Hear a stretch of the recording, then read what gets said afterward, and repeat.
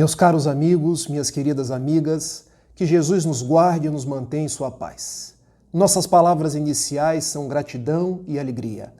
Gratidão por receber o convite de conversar com cada um de vocês pela mídia eletrônica, já que não podemos estar fisicamente juntos para poder nos abraçar, para poder nos cumprimentar.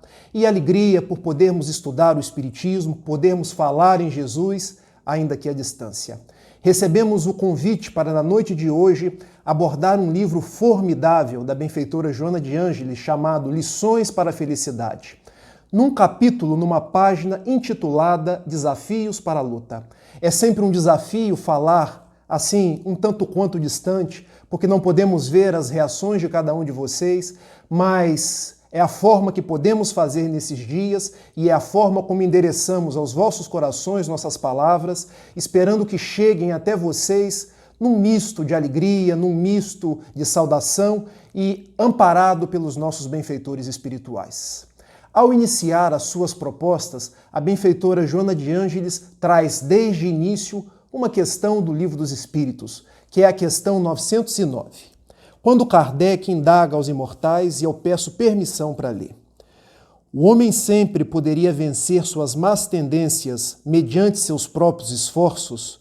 E a resposta dos espíritos se dá da seguinte forma: sim, e às vezes com pouco esforço. O que lhe falta é a vontade. Como são poucos que se esforçam entre vós. Observe então que os espíritos trazem para cada um de nós uma virtude, uma verdadeira potência da alma chamada vontade, dizendo que poucos de nós utilizam essa potência para poder progredir, para poder seguir em frente, para vencer os nossos obstáculos. E no início de sua página, a benfeitora Joana de Ângeles coloca a vontade como sendo o motor principal da nossa vida, para facearmos aquilo que ela chama de nossos 4 desafios principais. E são esses desafios que eu quero conversar com cada um de vocês nesse quase se vira nos 30, que é falar durante 30 a 40 minutos, como se propõe a ser nossa palestra da noite. O primeiro desafio é o desafio do autoconhecimento, porque cada um de nós somos espíritos imortais, criados simples e ignorantes, conforme a questão 115 do Livro dos Espíritos, e que caminhamos para a perfeição.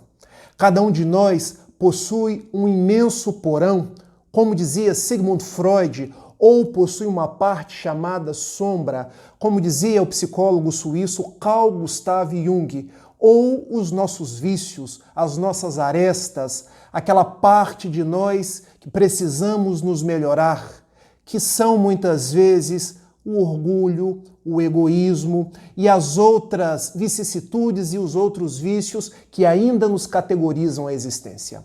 E dizem os bons espíritos que o meio mais prático de nós progredirmos na nossa vida e de vencermos o mal é nós conhecermos essa sombra, é nós conhecermos esse porão, é nós conhecermos esses vícios para nós, passo a passo, podermos modificá-los, podermos ir nos melhorando e poder encontrar a paz de que tanto carecemos. Observem, ninguém consegue modificar aquilo que não conhece. Ninguém consegue consertar aquilo que não é palpável, aquilo que não é tangível. Então precisamos nós, nesse primeiro grande desafio, que é o desafio do autoconhecimento, mergulhar dentro de nós mesmos, naquela parte que muitas vezes desconhecemos, outras vezes não gostamos, para aí enxergar as coisas que precisamos facear, que precisamos vivenciar, que precisamos corrigir. Notem, dizem esses mesmos psicólogos já citados, Sigmund Freud, Carl Gustav Jung, que o nosso inconsciente se assemelha à parte desconhecida, como se fosse um iceberg, onde a ponta é a parte conhecida, o que fica sobre o mar, e o desconhecido é tudo aquilo que está sob o mar, na parte de baixo. Nós então precisamos conhecer os nossos vícios para poder modificá-los. Quando então, no capítulo 17 de O Evangelho segundo o Espiritismo, Kardec vem e escreve que reconhece o verdadeiro espírita pela sua transformação moral e pelos esforços que empreende por domar as suas más tendências e as suas más inclinações, observe que existe um passo anterior a essa modificação, a essa transformação moral, porque ninguém transforma aquilo que não conhece. Então, o primeiro desafio é nós nos conhecermos, é nós nos repararmos, é nós nos compreendermos. É bem possível que essa tarefa, às vezes, seja dolorosa, porque enxergaremos coisas que não gostaríamos que existissem, porque enxergaremos vícios que não gostaríamos que ainda tivéssemos. Mas a proposta não é brigar contra esses vícios, porque são sentimentos, e sentimentos existem para serem sentidos. A proposta é nós conhecermos, porque conhecendo a gente pode ir vivenciando com eles e aprendendo a assimilando, ir corrigindo. Porque nós ainda temos uma multidão de vícios dentro de nós. Diz o benfeitor Emmanuel, na sua coleção Fonte Viva, que ante os nossos anseios de luz, há milênios de trevas que ainda pesam sobre nós. E nós só conseguiremos granjear essas luzes, caminhar para a paz, se conhecermos as nossas trevas interiores e poder, pouco a pouco, transformá-las em luz. Daí, a benfeitora Joana de Ângeles, nessa página notável, vem nos dizer ao coração que o primeiro passo, o primeiro grande desafio é nos conhecermos. É conhecer a nossa impaciência, é conhecer o nosso orgulho, é conhecer a nossa vaidade, é conhecer o quanto ainda agimos por impulso, é conhecer o quanto ainda somos atrabilhários no mundo, o quanto ainda desejamos as posses, desejamos as coisas materiais, porque conhecendo essas coisas, nós podemos logicar sobre elas, nós podemos assimilá-las e ir de acordo com a proposta espírita, modificando-a para uma vivência saudável, para uma vivência mais espiritualizada, para uma vivência conforme o Evangelho de Jesus. Este é o primeiro grande desafio, que se segue a um segundo grande desafio, que é o desafio de saber viver. E notem que aqui eu não vou reproduzir a música dos Titãs, que se baseia numa canção de Roberto Carlos. E se eu cantar aqui agora, vocês vão dizer assim: Rafael não precisa nem fazer palestra mais, porque o verdadeiro dom dele é cantar. Brincadeira, gente. Porque quando os Titãs, Roberto Carlos, diz que é preciso saber viver, a benfeitora Joana de Ângeles nos coloca como um segundo grande desafio nós aprendermos a viver no mundo sem ser do mundo, a entretecer as nossas relações, dando-nos conta que somos imortais, a estar no mundo sem deixar que o mundo nos encharque com essas vibrações pesadas, com esses fluidos que ainda nos prendem à matéria. Eu me lembro de quando era mais jovem do que sou hoje, porque eu ainda me considero jovem, apesar de já ser um quarentão. Tinha bem mais cabelo do que hoje, mas era também mais magrinho. E frequentava a mocidade espírita, do grupo da Fraternidade Espírita Humberto de Campos, em Itaperuna. E havia uma canção que nós, os jovens, cantávamos, que eu gostava bastante, e que ela dizia que o jovem espírita deveria estar no mundo sem ser do mundo. Eu nunca me esqueci, porque o desafio de viver é para cada um de nós esse desafio de estar no mundo, porque temos contas para pagar, porque temos afazeres na nossa família, porque temos que dar conta do nosso emprego, porque nos relacionamos com as pessoas sem ser do mundo. Porque, na verdade, nós somos espíritos imortais. Nós somos espíritos criados simples e ignorantes e que perpassamos por experiências materiais, e não o contrário. E quando nos darmos conta desse segundo grande desafio, que é o desafio de viver, ele traz embutido uma proposta, que é a proposta de nós repensarmos a nossa imortalidade. Porque saber viver, nós que somos os espíritas, os cristãos, os espiritualistas, é o entendimento da nossa própria imortalidade. Porque observem, quando nos damos conta e passamos a viver como imortais, tudo em nós passa a ter um sabor diferente, passa a ter um colorido diferente. Nós passamos a nos relacionar com as pessoas de uma forma diferente, porque as pessoas não se tornam mais descartáveis.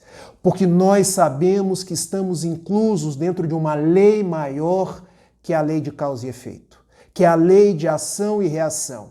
Se eu transgrido essa lei prejudicando alguém, não necessariamente essa pessoa, mas a lei há de cobrar de mim que eu possa me reajustar com ela.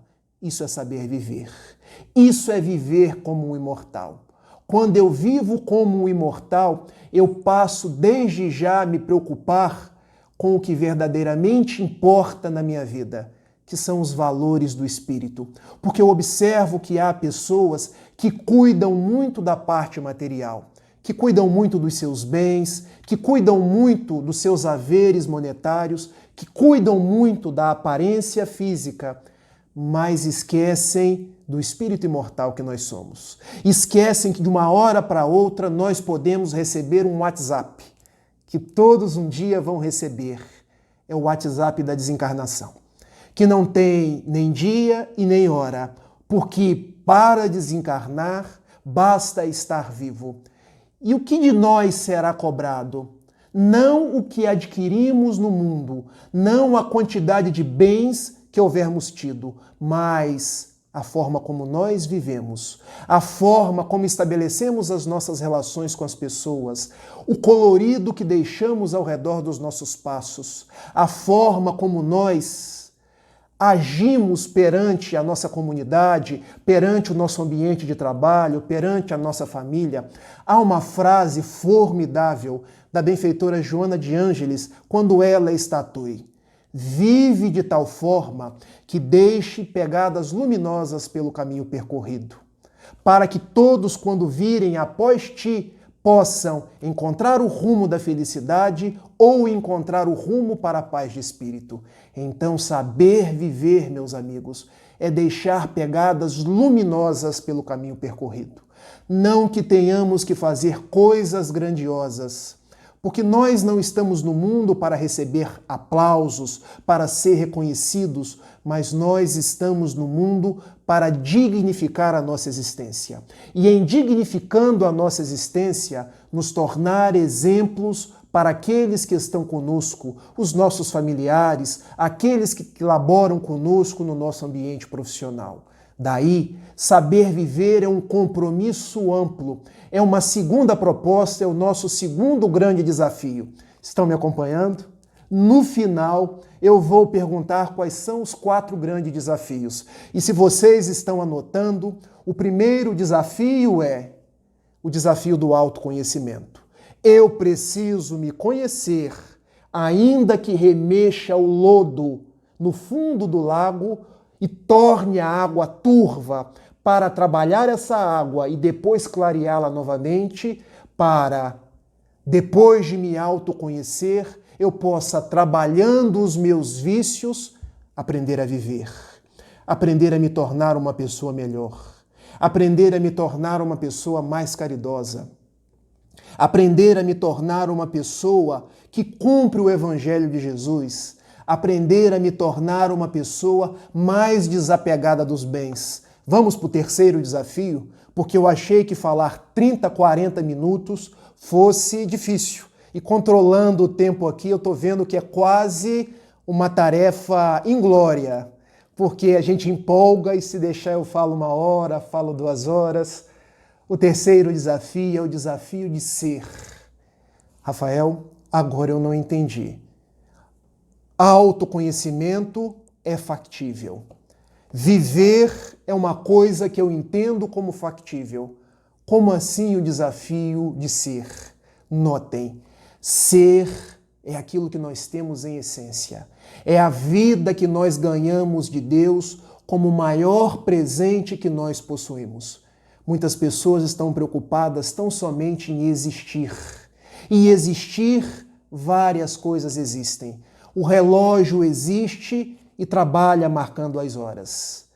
Todas as coisas por si só e intrinsecamente podem existir, mas o nosso desafio é ser, porque a nossa essência, porque a nossa vida nos coloca uma função primordial, que é a função de produzir, é a função de ressignificar a nossa existência, é a grande função de repensar dois verbos.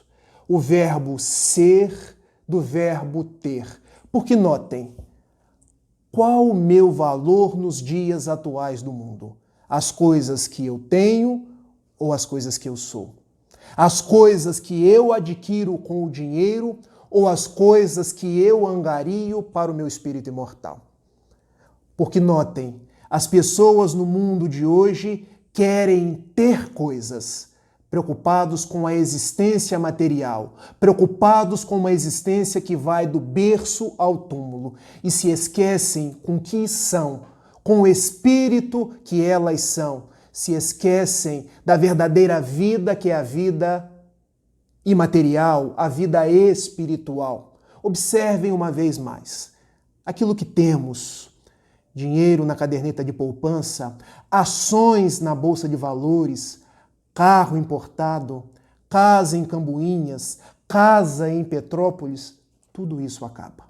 Basta um pequenino vírus, invisível ao olho humano, o coronavírus da atualidade, para que todas essas coisas que nós temos, que até então acabavam por ser o grande móvel da nossa existência, se perca. Mas aquilo que nós somos, a nossa essência, os valores que angariamos no espírito imortal, os conhecimentos que adquirimos, os amigos que fazemos, a curva de ternura com as necessidades das outras pessoas, o bem que nós podemos fazer, as lágrimas que enxugamos, os gestos de caridades que não são desta ou daquela pessoa, mas são propícios a cada um de nós. Gosto sempre de falar uma frase: que ninguém é tão rico que não tenha nada para receber, nem ninguém é tão pobre que não tenha nada para dar. O desafio de ser, então, é o desafio de pensar na nossa essência e ressignificar a nossa existência com os valores do Espírito. Há uma história contada por Haroldo Dutra Dias, um grande amigo dos nossos corações e também um grande orador espírita, quando ele narra uma das pessoas mais ricas de Belo Horizonte, mas com sérios problemas do trato psíquico. Ele tinha tudo. Ele tinha dinheiro no banco, ele tinha as melhores roupas, ele podia viajar para o mundo, viajar pelo mundo, nada lhe faltava. Mas a depressão lhe carcomia as fibras mais íntimas da alma. E ele chegou na casa espírita que Haroldo e os seus companheiros frequentavam com ímpetos suicidas. E ao chegar até lá, foi-lhe ofertado toda a terapêutica espírita. A terapêutica dos passes, a terapêutica da água fluídica, a terapêutica do estudo que muitos de nós, nesses dias que estamos dentro dos nossos lares, nos esquecemos. E aquele homem foi melhorando. Aquele homem pôde retornar ao seu lar e passar a dar uma nova cor à sua existência. É lógico que, para e passo, concomitante ao tratamento espiritual, ele também fez o tratamento conforme a terapêutica do mundo. Mas o certo é que ele veio a melhorar. Um dia, numa reunião de tratamento desobsessivo, porque sabemos que nesses casos de depressão, nesses casos de moléstia do trato psíquico, há muitas vezes, se não a causa principal, uma causa concomitante, a intercorrência daquilo que chamamos obsessão.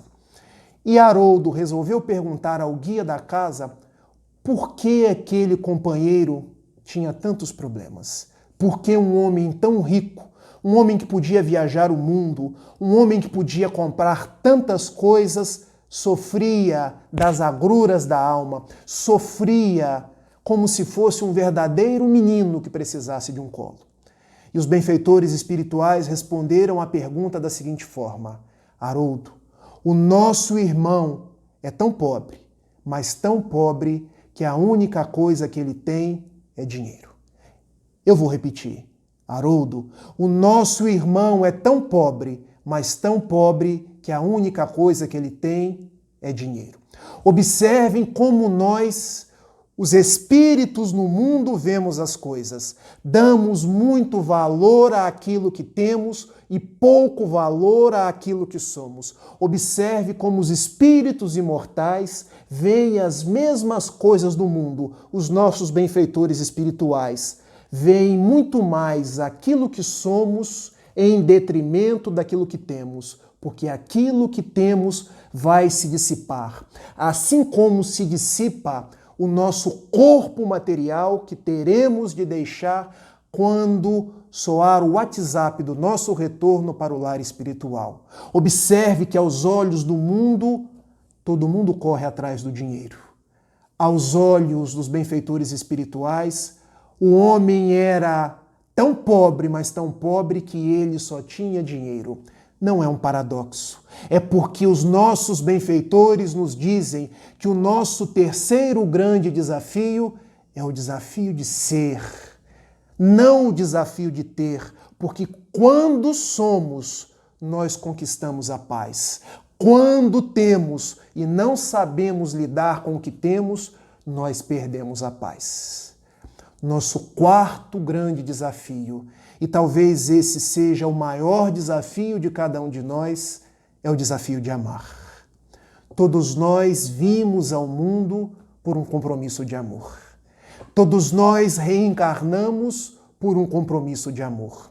E observem que o próprio Jesus, quando enunciou o seu evangelho, em várias oportunidades, como aquela constante de Mateus capítulo 22, versículos 43 e 44. Ele vos disse: Eu transformo toda a lei e os antigos profetas em 2 mandamentos: amar a Deus sobre todas as coisas e amar ao próximo como a si mesmo. E também em João capítulo 15, versículo 12, ele nos diz ao nosso coração: O meu mandamento é este, que vocês vos amem como eu vos tenho amado. O quarto desafio da criatura humana é o desafio de amar. Meus amigos, estes são os dias do coronavírus. Esses são os dias em que a pandemia se alastrou pelo mundo afora, não escolhendo o rico, não escolhendo o pobre, não escolhendo nação capitalista ou nação comunista, não escolhendo se a pessoa é protestante ou é espírita, não escolhendo se vai no bairro do Alto Leblon ou se vai no bairro da Rocinha. Talvez esse vírus seja um grande chamamento para cada um de nós, seja uma forma que Deus teve de nos colocar não numa reclusão dentro de casa, não num confinamento. Confinamento é uma palavra que depõe um peso. Vamos substituir confinamento por recolhimento. Talvez Jesus e os bons espíritos nos coloquem dentro dos nossos lares para nós repensarmos a nossa existência, repensarmos os nossos valores, repensarmos a nossa forma de agir no mundo e agir com as pessoas, porque agora tem nos sobrado tempo para pensar em nós mesmos, para pensar em como têm sido as nossas ações, para colocar a cabeça no travesseiro e pensar em quais vícios eu preciso retificar e quais aquelas virtudes que eu devo manter. Muitas vezes me passa pela cabeça que estamos dentro dos nossos lares porque o mundo se cansou de tanta atitude egoísta, de tanta atitude de orgulho, porque nós, com todos esses vícios, vínhamos perturbando a harmonia do nosso mundo, vínhamos perturbando a harmonia da relação. E não é sem razão que em a questão 785 do Livro dos Espíritos, Kardec indaga aos imortais: quais são os 2 vícios que nós devemos ter como sendo aqueles mais radicais e que nos cabe combater? E a resposta dos bons espíritos é a seguinte: o orgulho e o egoísmo. Esses são dias, então, de recolhimento dentro dos nossos lares, para que nós possamos fazer um exame de consciência do quanto temos sido egoístas. Se a farinha é pouca, o meu pirão primeiro. Do quanto temos sido orgulhosos, nos achando sempre a última Coca-Cola do deserto ou o último biscoito do pacote, e achando que todos devem estar sob o guante da nossa vontade, que a nossa palavra é a maior, que todos devem seguir conforme a batuta daquilo que nós pensamos. E agora, como uma forma de repensar tudo isso, de reestruturar nossos passos, nós estamos dentro de casa para indagar a Jesus: que queres que eu faça? Como queres, Senhor, que eu siga doravante? Quando acabar esse período de recolhimento, qual será a sua diretriz para os meus dias? E com certeza a resposta se dará por esses 4 desafios que estamos conversando. E de uma forma mais intensa se dará pelo desafio de amar. Porque nós nascemos para amar. Porque nós nascemos para estabelecer curvas de ternura para com as pessoas. E vocês poderiam me perguntar assim: Rafael, como amar? Como ser solidários nesses dias em que estamos presos dentro de casa? Esses dias são exatamente para testar a nossa fidelidade a Jesus e para nos mostrar que podemos ser amorosos, que podemos ser solidários apesar das circunstâncias. Como isso? Olha, eu nesse instante aqui estou fazendo esse vídeo para vocês. Não estou fazendo isso porque eu seja bom ou porque eu seja ruim, mas esse é um desafio para mim. Porque eu preciso esperar a minha pequenina Clara dormir, preciso esperar as pessoas aqui no prédio se acomodarem, porque senão é barulho em cima, é barulho embaixo, tudo isso para que eu possa, com alegria e com boa vontade, mandar uma mensagem de esperança para vocês. Mandar o meu sorriso, mandar o meu abraço virtual, mandar o meu desejo em Deus que vocês sejam abençoados. Não é um ato de amor, ainda que pequenino. Quando um cantor vai para as redes sociais e canta as suas canções, estabelecendo alegria para tantos que estão chorosos, tantos que estão angustiados neste momento, não é um gesto de amor. Não é um gesto de amor quando escritores enchem as redes sociais de coisas positivas, de mensagens que levantam o ânimo, quando a gente abre o Face muitas vezes e lê tanta coisa fake, quando a gente abre o WhatsApp e vê tanta mensagem ruim.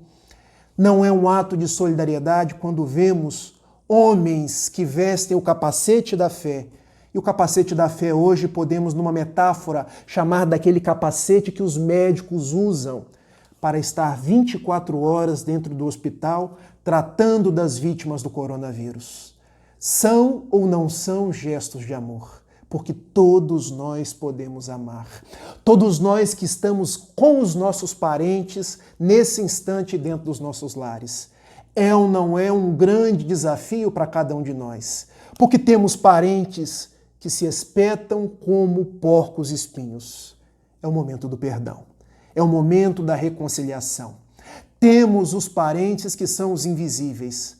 Sabe aquele velho avô, aquela velha avó que nós não conversamos com eles? Às vezes só quando temos algum tipo de interesse.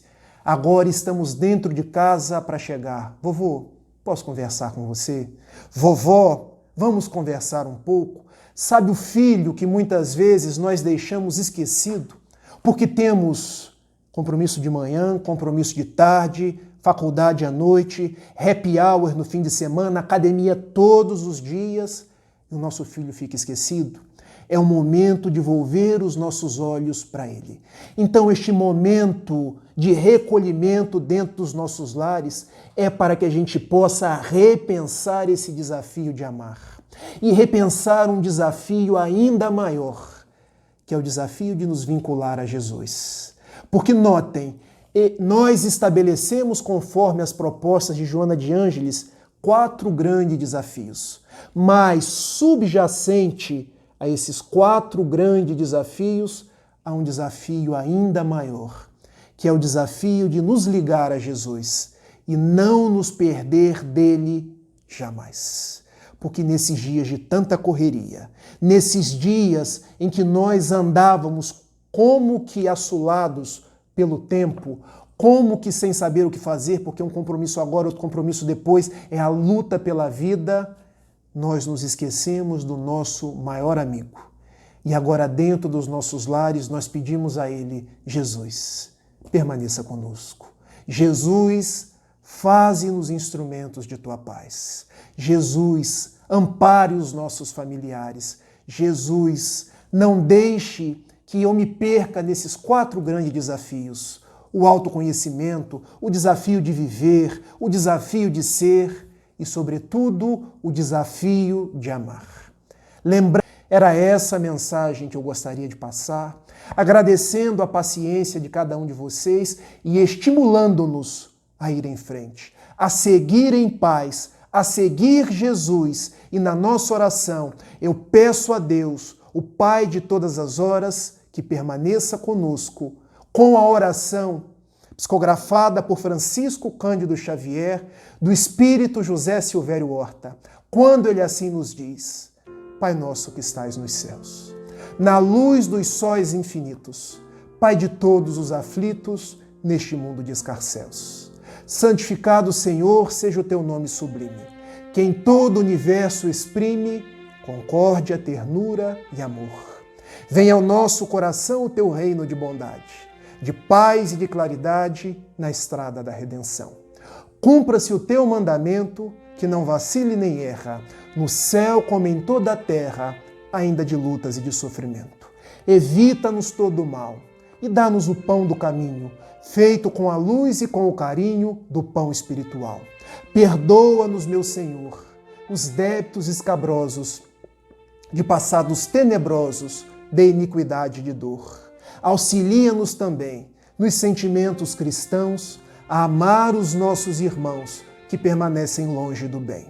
Com a proteção de Jesus, livra nossa alma do erro, neste mundo de desterro, distante da tua luz. E que a vossa ideal igreja, que o nosso ideal centro espírita, seja o altar da caridade, onde se cumpre em verdade o vosso infinito amor. Hoje, agora e sempre, Senhor. Muito obrigado e muita paz, meus amigos. Que assim seja.